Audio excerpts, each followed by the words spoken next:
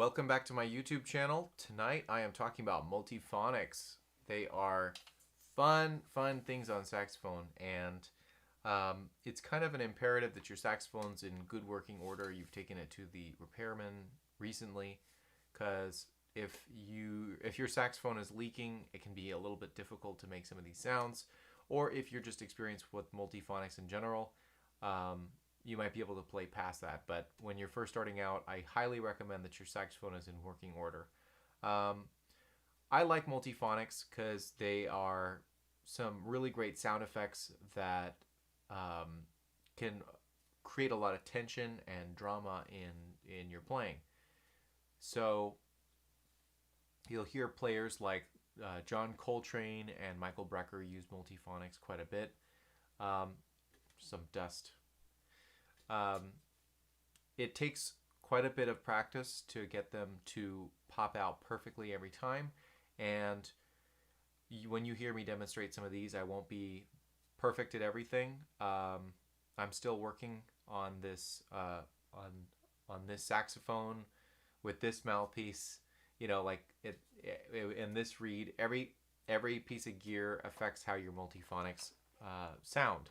So what are multiphonics? So multiphonics are basically the production of one or more notes on the saxophone. And what happens is, as the air is traveling down through the instrument, when you play a multiphonics note, there is a split in the way that you finger the notes. So if I'm holding down a low B flat on the saxophone with everything closed, and I split, if I raise up my ring finger here, that creates a gap, an air of two pathways for the air. Is one to go through the recently lifted ring finger here, and one to come all the way down and through the bottom of the horn. And a quick and easy thing to remember for multiphonics in general is you'll find that when you lift up a finger at the point of around a tritone or a major seventh from the fundamental pitch of what you're doing, you'll probably create a split tone, and that works. You can actually just take these fingerings and move them up chromatically. And I mean, obviously there are other factors that come into play, and you know, every fingering is going to be slightly different, but it's just a rule of thumb to maybe help you come up with some of your own. So you get you get half the air coming out of one part of the saxophone and the other half coming out the bottom of your instrument, and the alternations happen so rapidly that it sounds like two distinct pitches. And when I first started learning multiphonics, I had a dream of being a comping instrument, being able to comp for myself while I was playing a solo, and be a part of the rhythm section in some way by using multiphonics. But much to my disappointment, as I practiced them more and more and more, I realized just how out of tune they are, and they're not necessarily practical for comping or using in a chordal way. Now, there are a few that are actually remarkably in tune, and I like to use those every now and then, and I think they're a really nice effect, and they can be quite pretty. If you want to hear multiphonics in action, I would check out the John Coltrane recording called Harmonique. He uses them beautifully in the melody of the song, and I will show in the fingerings that I'm showing you today. I will be including some of the fingerings that he uses in that recording. So if you haven't already checked out that recording, I highly recommend that you do, because John Coltrane uses the multiphonics in a very beautiful way. Okay, so I gave you a kind of a bare bones description of multiphonics, but let's go ahead and dive right into the fingerings. Now, this part of the video is going to be very dense, and it's just going to be talking about fingerings. So if you are wanting to look at a fingering chart, I'm not that guy. I'm just going to show you what I'm doing with my hands. and I'm going to demonstrate it and maybe give you a few exercises on how to improve your multiphonics.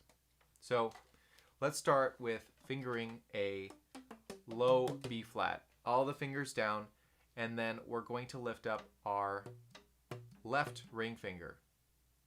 So that creates a split at the A. So you're holding down an A, and there's air right below the A, and the other part of the air is going all the way down to the low B flat. Remember I said that multiphonics commonly occur at the point of a major seventh and a tritone, and that dissonance is where that happens. Getting the note split. Otherwise, for example, if you're playing a low B flat and you press on the octave key, that's literally just going to give you an overtone of what you're already doing. You know, some of these fingers aren't really going to do anything for you. Okay, so low B flat, and lift up your the G finger.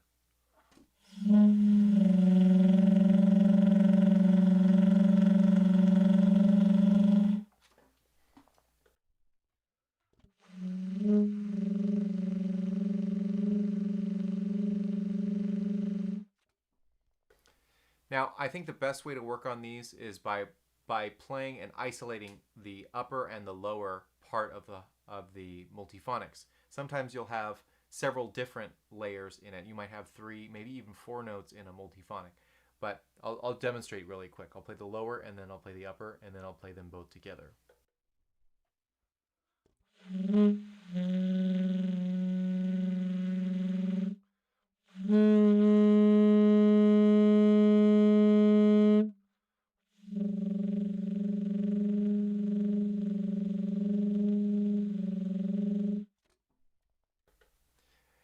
Not only is it good for your flexibility with your embouchure and your voicing, but it really helps you identify the pitches that are in the multiphonic, so you can bring it out strongly, and you know exactly where the middle ground between those two notes are.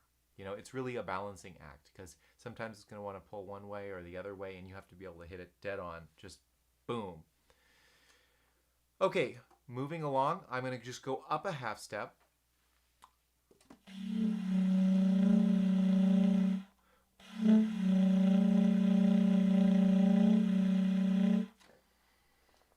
So what I'm doing there is I'm fingering a low B.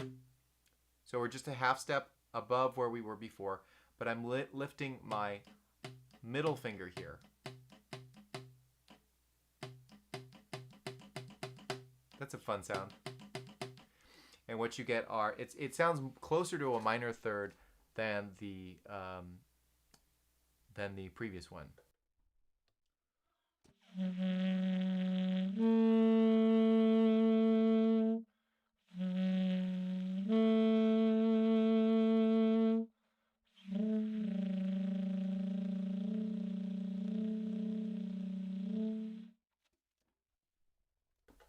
Pretty cool, right? Okay, so let's see. Now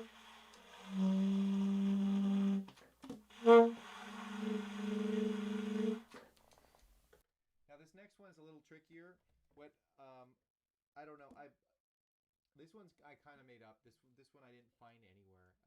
But it's kind of like riffing off of the half steps up thing. So you're going to play a low C, and then you're going to use the side of your hand to hit the side C. The side B flat might work for you. The side C might work for you. It depends on, I don't know. Just experiment with it and see what it. Sorry, I left my mic off. The fingering for this one is the low C, and then you're going to hit the side C or the side B flat, one of the two, because I kind of made it up. I mean, I probably didn't make it up, but I was experimenting and I found this one.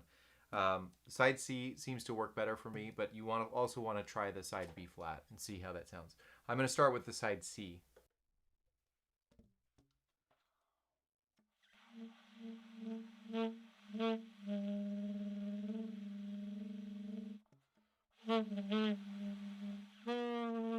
So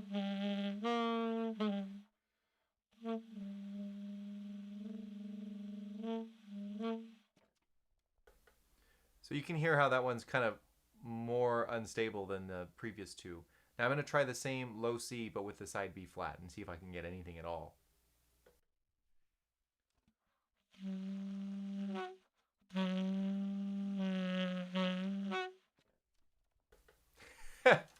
Okay, no, I didn't get anything out of that one. Okay, so we're going to go back down to a low B flat, but we're going to lift up our ring finger on the right hand. So you're going to lift up the D key, and you're going to hear, this one's quite a complex one, so get ready for it.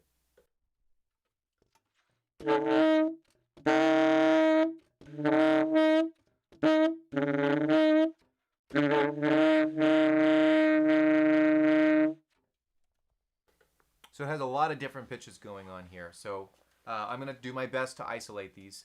I haven't practiced this one quite that much, so here we go.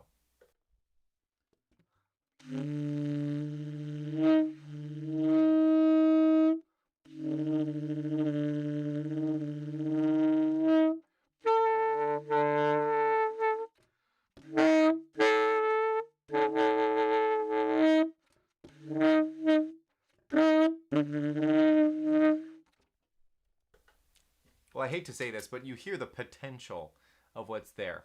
I feel like that one's probably my least stable of them all, but you can hear what it does. And on some horns, it plays better than others. On my alto, it just screams out. But on this tenor, I haven't done the work necessary to get it sounding as clean as I need it to. I mean, as clean as it can for such a dirty sound. Now, all we're going to do is move our fingers up a half step. So we're going to play a low B and lift up our right middle finger, the E key.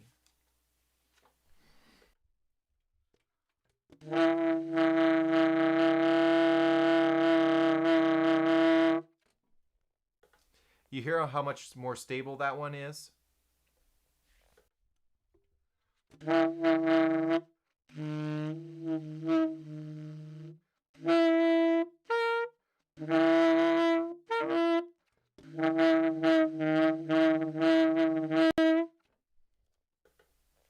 So if you're not bored already, then you are probably a saxophone nerd. So if you are, please hit like and subscribe. I do videos like this all the time, either talking about saxophone, talking about music, or life, or anything that's related to being a better musician. And I mostly talk about mindset and professionalism and what you can do to better yourself. Particularly in terms of being a better musician. So also, if you have any ideas about some videos you'd like to see me do, please leave a comment below. I'd love to hear your thoughts. And let's continue. So up a half step from the low B is a low C, and we're going to lift up our right index finger, the F key.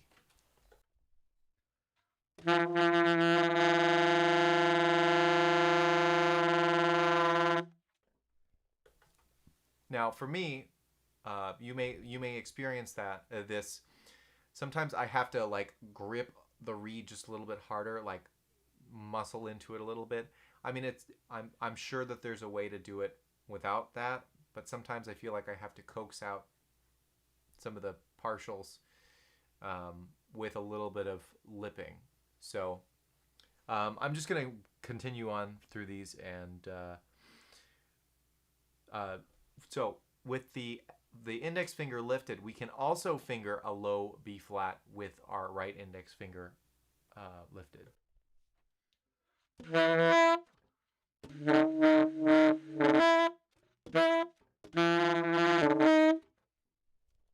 No, I was mistaken. Sorry. Forget I said anything. Okay. Now we're gonna move up into a higher area of the saxophone. We're gonna finger a low C sharp and lift up our left index finger.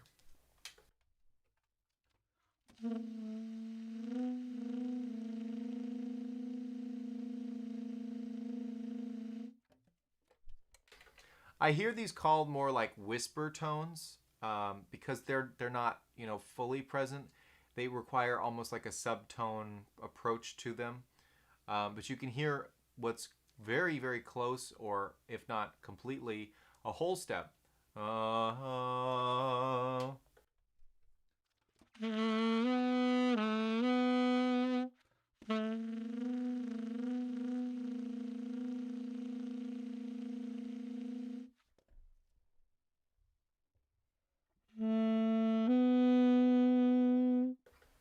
So you can use that in the context of an actual song, which is great. I mean, if you want that sound in there.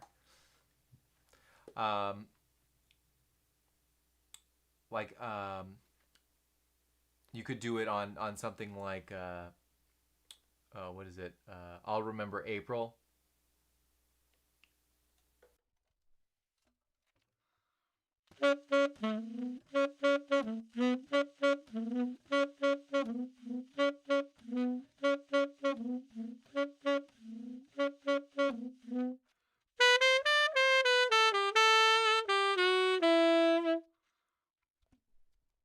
Something like that. I know it sounds sloppy, but like you get the idea. You can mess with these and incorporate them in your own way and have some fun. Like confusing the heck out of people. Anyway, more overtones, or sorry, more overtones.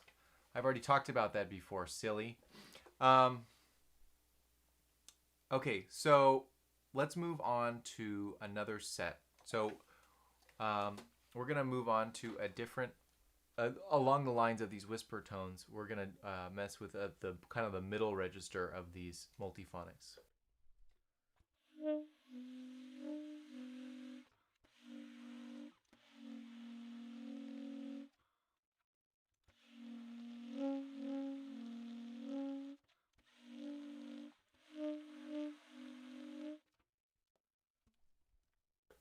Those sound pretty cool, and they're actually, they resemble thirds. So I'm going to start from the top note and just go down. It's just through those three. So what you're going to do is you're going to finger an F. You're going to finger an F with the octave.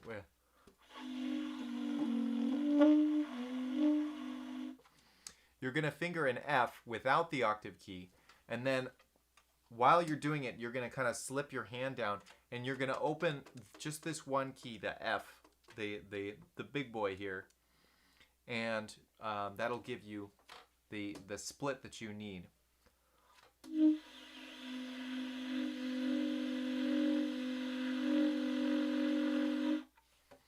And everything we do from here is just walking down in half steps. So you're going to play an E with no octave key, and then you're going to press the middle boy here with the side with your finger.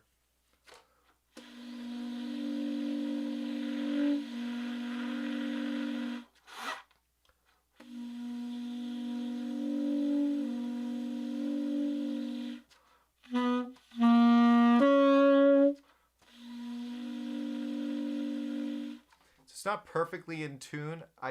It's kind of hard. Sometimes it's ambiguous, and people might get the idea of what you're already doing, and it might work for you. So the last one is going down to an E flat and playing. Excuse me. I ate right before that. I think my digestion is going a little bit spaghetti, in case you were wondering. So E flat, and you're going to use the palm D here.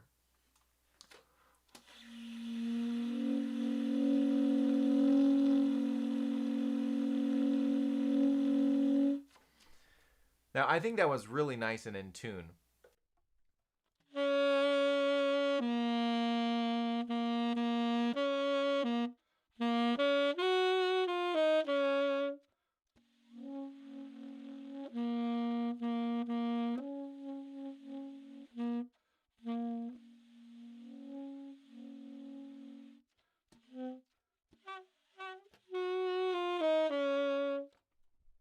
I was trying to do some impromptu multiphonics, and it only worked a bit. So I challenge you to get better at this than I am. My exposure to this is I know what the fingerings are, and I'm fairly comfortable with them, but you know, they never really quite resonated with me as much as it might with you. So I still want to show them to you because they're so interesting. You know, I remember when I first started learning these, I I had friends who were guitar players, piano players, vocalists. Um, they had no idea the saxophone could make harmony. They had no idea, and I mean, I remember when I first started playing saxophone, it didn't even seem possible to me, the idea that the saxophone could play two notes. And I just think whenever people hear that sound for the first time, it is just unbelievable. So I'm going to show you a few more fingerings, and as I mentioned earlier, the John Coltrane song "Harmonique." Um, I'm going to show you the some of the fingerings that he used on that, like this.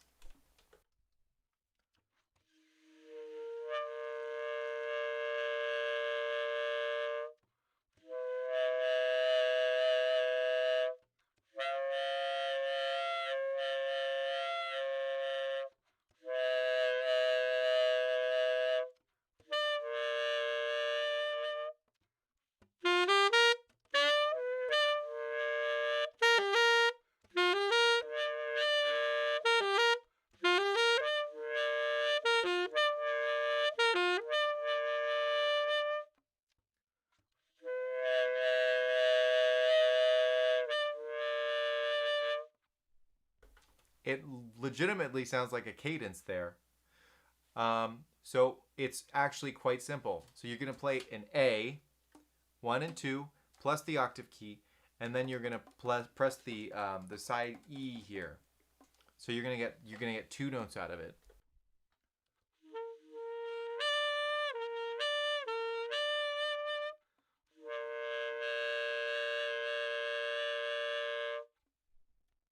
Now, for the next note above, you are going to keep the exact same fingerings, except you are going to lift up the A and hold down a B flat here with the bis key, in addition to the side E.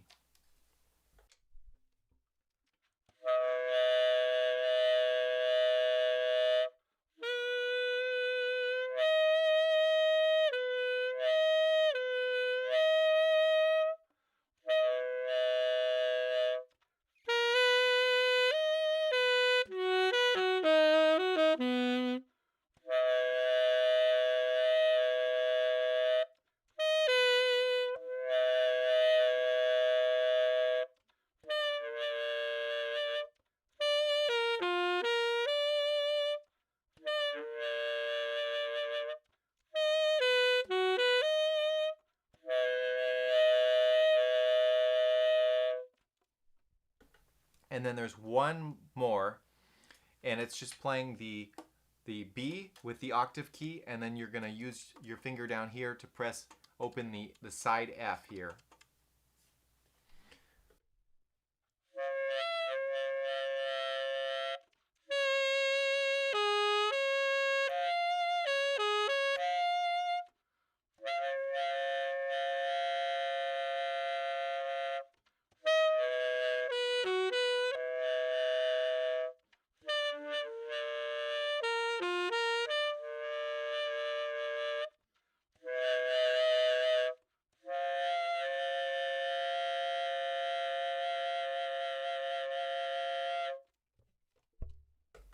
How about that? Okay. Now, there are tons more. Um, there are fingering charts available online. Just multiphonics sax fingering chart. I don't. There's not one that I have at the top of my head, but you can find them online with fair ease and a little bit of Google common sense. Um, Thank you for watching. I know this was a longer video. It's nice to have you here, and I hope you got something out of it. If you did, please remember to like and subscribe. I do a new video just about every night, and if you have anything you want to hear me talk about, let me know in the comments. Happy practicing, and I will see you next time. Good night.